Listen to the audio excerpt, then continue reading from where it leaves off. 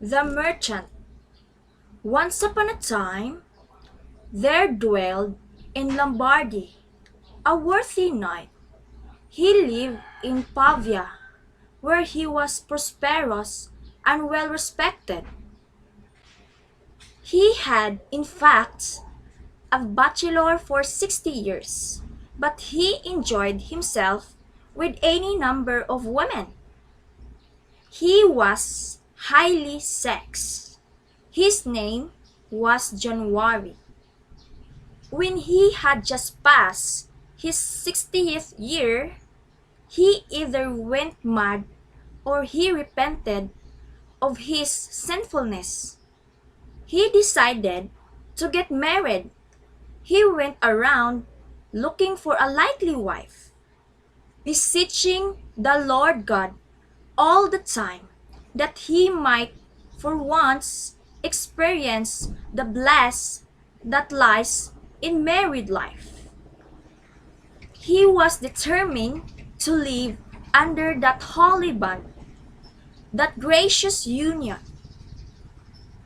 that blessed state in which God determined that the first man and woman should dwell. Wedlock is so easy. Wedlock is paradise on earth. Had been considering all the matters, such as the physical bliss of marriage, the quiet and order of a settled home. He honey pot of a fair wife. I, I am growing old, dear comrades. I am getting closer and closer to the brink of the grave. I must think the life to come. I have stupidly wasted my strength in pursuit of all sorts of folly. As God is my judge, I am going to change. I have decided to marry as quickly as possible. I need your help in finding a pretty young girl. I need a bride now. I don't think I can wait much longer. I will look up and down the town. You must help me find a suitable wife. She must be below at the age of 20. I enjoy my fish, but not my flesh. I like fresh meat. A pike is better than a pickerel, but a frisky calf is better than an old cow. I don't want or need a woman of 30. Women at that age are nothing but bales of straw. They are bedbugs.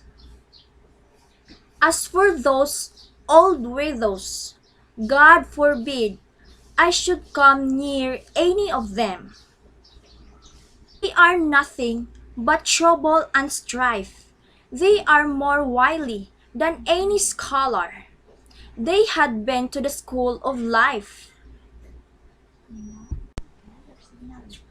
and they learned all the lessons. No, give me a young thing. I will be able to mold her in my hands like a piece of warm wax. So there, we are friends. Throw out the old and bring in the new. If I should by any chance be unlucky in love and suffer an unhappy marriage, why I would take up adultery for a living and go to the devil after my death. I would certainly never father any children, and an old misery. I would rather be eaten by dogs than allow my inheritance to pass into strange hands. I am not kidding. I know all the reasons for marriage, although I suspect that there are many people who talk about it who haven't the faintest idea. So I will tell you this: if a man cannot live chastely, that he must marry. If a man wants to have children by lawful procreation, then he should take a wife. A mistress or a lover is not the same thing in the eyes of God, and has nothing to do with the obligations of the marital bed. Husband and wife can also love together in perfect innocence, of course, just like brother and sister. I don't think that is the way for me. I can say, thank God, all the limbs are in good working order. I can do the job of a man. I know where my strength lies. I may seem aged, but I am like an old tree that still brings forth its leaves. I can feel my buds begin to swell. My blossoms will soon be poking out. I am not dried up or dead as yet. The only here frost is sprinkled on my head. In every other place, I am as green and fresh as a laurel, year in and year out. I was ravished by her. I cannot explain her beauty. Words fail me. Suffice it to say that she lived up to her name. She was as fresh and lovely as a spring morning. I was ravished by her. Every time I look at her, I went into trance. I am worried that I will be too much for you to handle. I should enjoy you in any way. I wish the night had come. I wish the night would last forever. I wish these people would go away. Damian is a good and loyal servant. It would be a great pity if he were to die. He is an intelligent and as direct as any of a young man of his strength. He has always been attentive and eager to please. Dearest wife, I would like you and your woman to attend to Damian. Try to cheer him up. He is a good boy. Tell him that I intend to visit him, too, after I have a nap. Don't be gone too long, dear.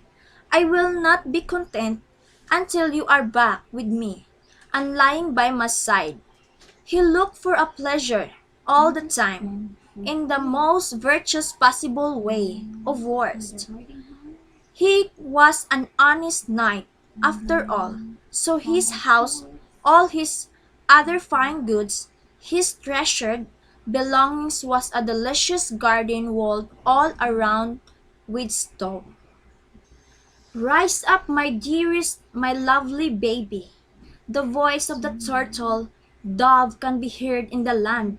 My dove and the winter storms have gone. Rise up now. Open your dove-like eyes. Come forth with me. Oh, your breasts are sweeter than wine. The garden is walled. No one can see us. Walk out with me, white and fair as you are.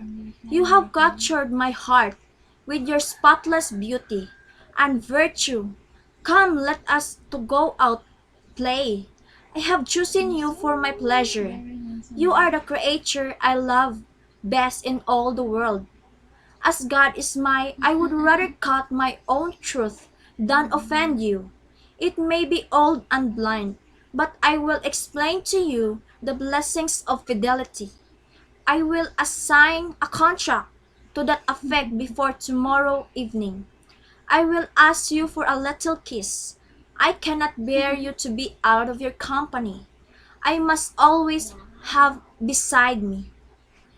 I hope to God that you both die. Shame! I saw it with my own eyes. May I be hanged otherwise. Let us forget all about it. Come down from the pear tree. I am well punished for it by your tears.